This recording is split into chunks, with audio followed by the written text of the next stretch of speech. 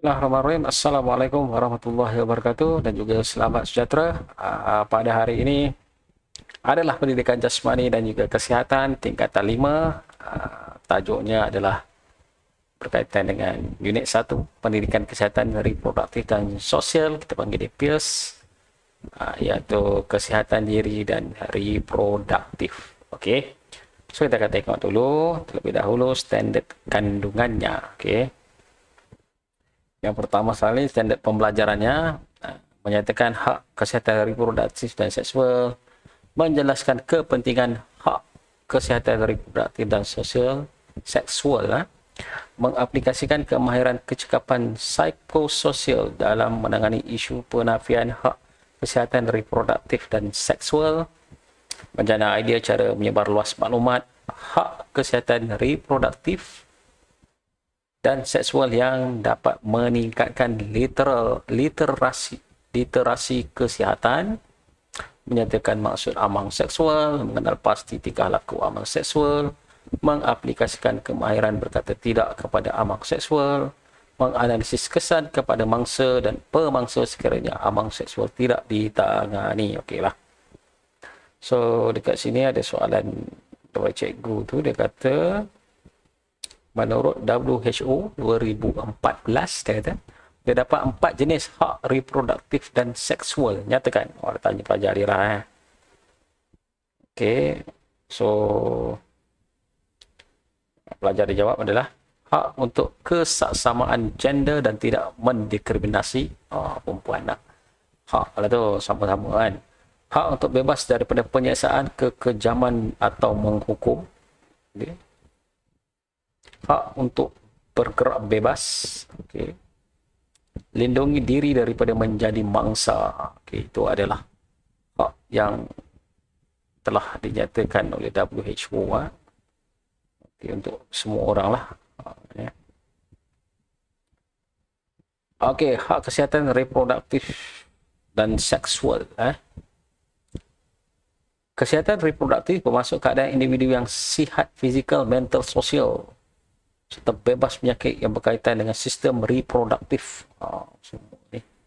Ini merangkumi keupayaan untuk menjalankan kehidupan seksual yang selamat serta bebas membuat pilihan yang bertanggungjawab. Kementerian Pembangunan Wanita, Keluarga dan Masyarakat mentakrifkan pendidikan kesihatan reproduktif dan seksual sebagai asas kukuh kepada perkembangan serta pembangunan insan yang sihat, berakhlak mulia dan saling menghormati. Hak untuk pendidikan reproduktif dan seksual adalah seperti berikut.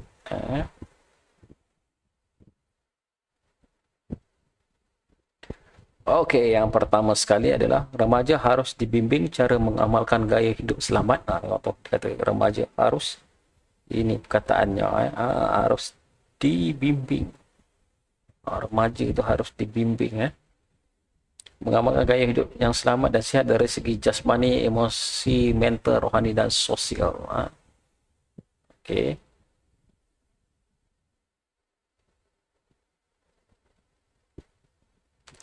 Sesuatu yang perlu dipelajari demi kesejahteraan keluarga.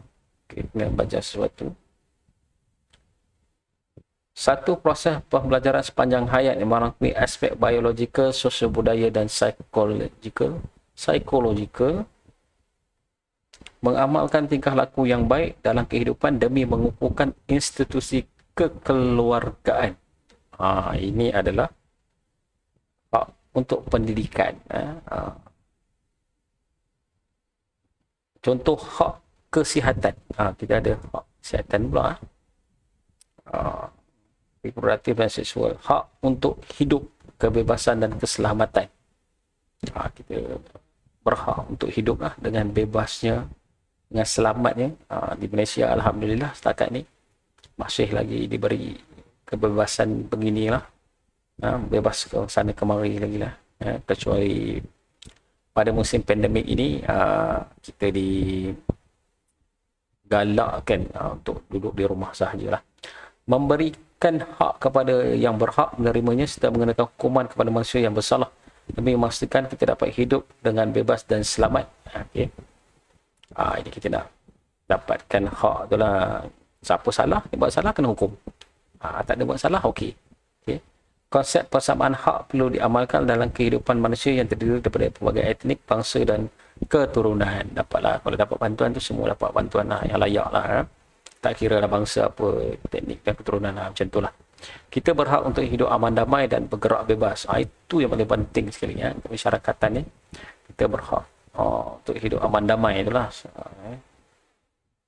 Yang bergerak bebas, bergerak bebas, cuma sekarang belum ya, kita akan tunggu lagi. Hak untuk kesamaan gender dan tidak mendiskriminasi. Okay. Perempuan je tak boleh katakan macam itulah. Tapi perempuan nafsi sama. Wanita dan lelaki diberi peluang yang sama untuk memajukan diri, keluarga, masyarakat dan negara. Lelaki dan wanita mempunyai hak yang sama berdasarkan kelayakan akademik, kemahiran dan kebolehan mereka untuk meningkatkan sumbangan kepada ekonomi negara. Wanita hari ini diberi peluang menceburkan diri dalam pelbagai bidang seperti korporat, keusahawanan, kejuruteraan, pertahanan setara dengan kaum lelaki. Tengok tu. Ada orang pun nak jugalah perempuan, tapi dia diberikan dah sekarang ya. Hak untuk bebas daripada penyiksaan, kekejaman atau menghukum seseorang bersalah perlu dijatuhi hukuman yang setimpal dengan kesalahan yang dilakukan mengikut lunas undang-undang. Dari segi agama dan kepercayaan, setiap kaum berhak untuk mengamalkan cara hidup masing-masing berdasarkan peraturan yang ditetapkan. Mereka tidak dibenarkan melakukan sebarang bentuk penyiksaan, kekejaman atau menghukum sesuatu kaum hanya kerana perbezaan bangsa, budaya atau warna kulit. Okay.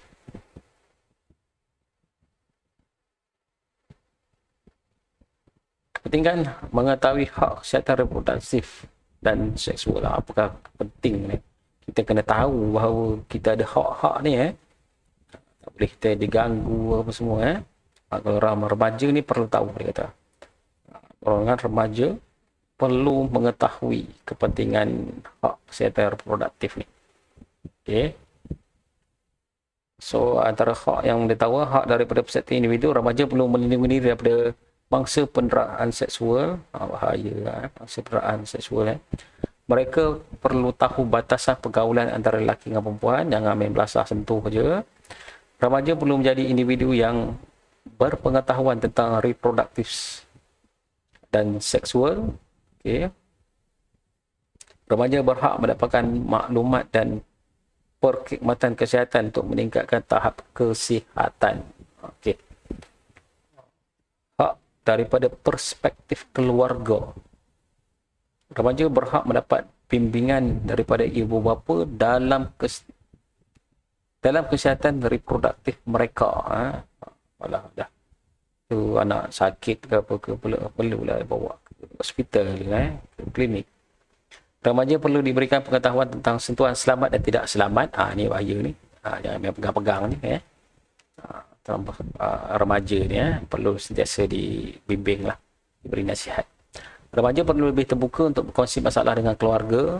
Perlu luahkan perasaan tu, ceritakan apa masalahnya. Nilai-nilai murni dari agama perlu diterapkan sejak awal secara berterusan. Okey. Hak daripada perspektif masyarakat. Okey, remaja perlu dilindungi daripada terjebak dalam gejala sosial. Betul. Banyak sosial sekarang ni sebabnya media masa, bukan media masa sekarang ni, gadget banyak. Golongan remaja perlu mendapat bimbingan masyarakat tentang kesan dan akibat daripada gejala sosial yang mudah mempengaruhi diri mereka. Remaja perlu peka dengan situasi yang berlaku di sekeliling mereka, menyediakan perkhidmatan kaunseling kepada remaja dan keluarga dengan tujuan membantu menyelesaikan masalah yang dihadapi. Okey.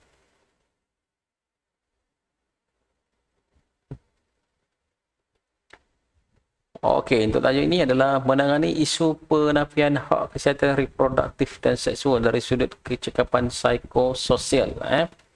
Setiap murid berhak mengetahui cara menangani isu penafian hak kesihatan reproduktif seksual dari sudut psikososial. Bagi menangani masalah ini, mereka disarankan menggunakan pendekatan 4M. Nazri 2018. yang diterapkan oleh kumpulan pakar psikologi dan kaunselor yang seperti berikut. Dia patut mendapat hak ni, mendengar. Ibu bapa bersedia mendengar dan membimbing remaja berhubung dengan kesihatan reproduktif seperti hak diri, penganiayaan dan penyakit berkaitan. Remaja perlu dilindungi daripada menjadi mangsa penderaan seksual dan keganasan. Remaja diajar untuk mengenali sentuhan selamat dan tidak selamat serta berkata tidak terhadap perkara yang melanggar hak mereka. Memerah hati. Remaja boleh mengasah tingkah laku buruk pemangsa serta mengetahui batas dalam pergaulan. Remaja bertindak melaporkan kepada pihak berkuasa jika terdapat kehadiran individu yang mencurigakan.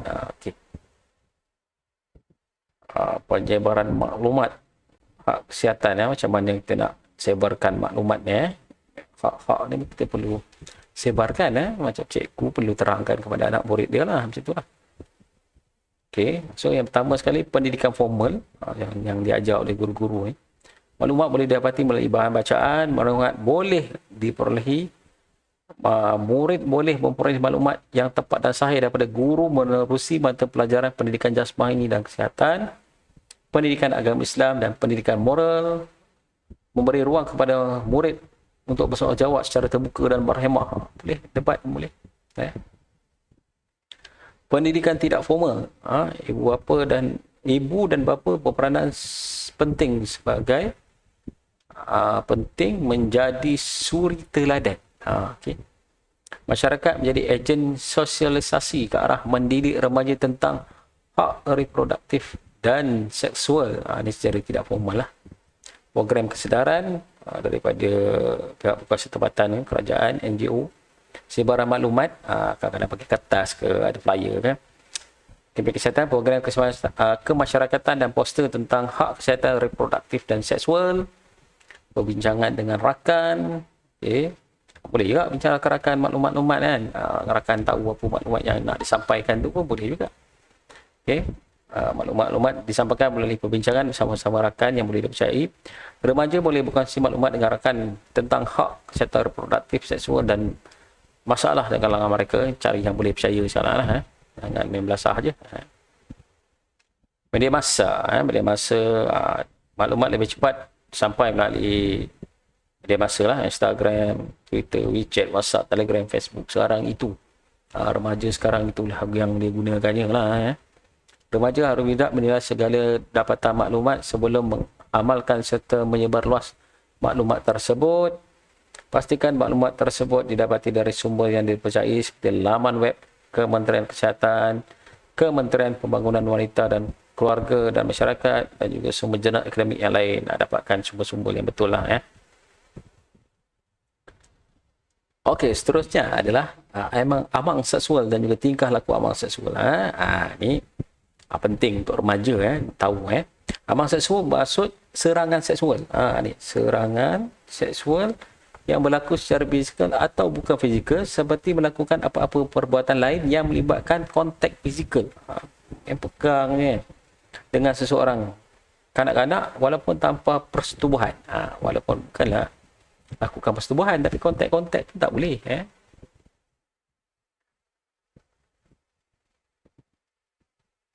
Menurut Seksyen 14A dan Seksyen 14B Undang-Undang Malaysia Akta 792, bahagian ini bahagian apa bahagian 4 Okey. Akta kesalahan seksual terhadap kanak-kanak 2017 menyatakan apa-apa perbuatan menyentuh bahagian seksual mangsa atau pemangsa dipaksa melakukan sebaliknya terhadap pelaku dianggap amang seksual. Kita tengok bentuk dan tingkah laku amang seksual lah, gangguan secara lisan, tak boleh tau. Kata-kata gurauan, usikan, gurauan pun tak boleh. Bunyian dan soalan yang berbentuk cadangan seksual. Dia tanya-tanya tapi rupanya seksual dia punya dia tu. Gangguan bukan lisan, bahasa tubuh. Pandangan, jeling sikit tak boleh. Kerlingan yang mempunyai niat atau keinginan menjilat bibir, memegang atau memakan makanan dengan cara menggoda atau bahasa isyarat yang membayangkan perlakuan seks. Tak boleh tu. Makan-makan sesuatu kan. Raya ni iklan-iklan pun banyak macam tu yang leceh tu kan. Gangguan visual menunjukkan bahan lucah, melukis gambar lucah dan menulis surat berunsur seksual.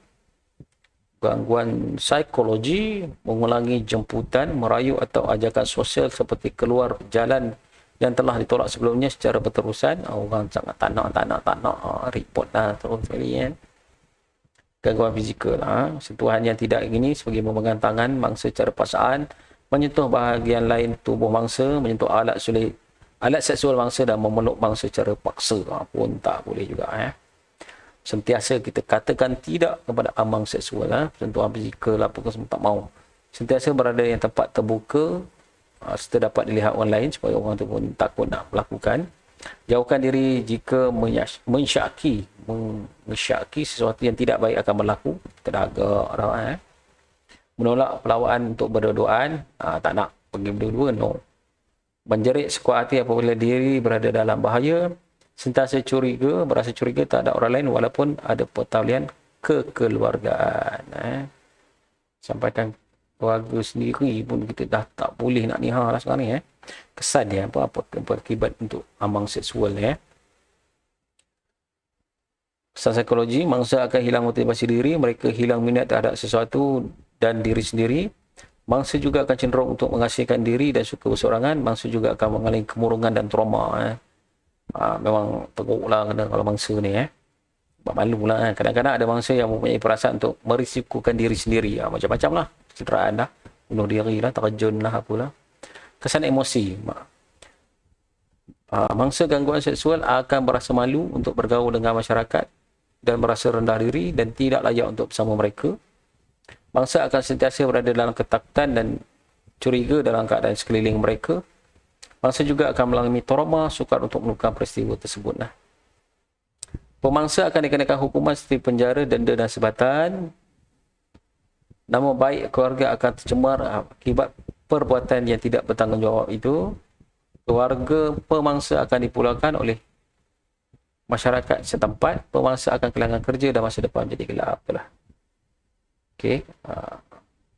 Okey, itu sahaja untuk kelas kita pada hari ini berkaitan dengan reproduktif sosial dan kesihatan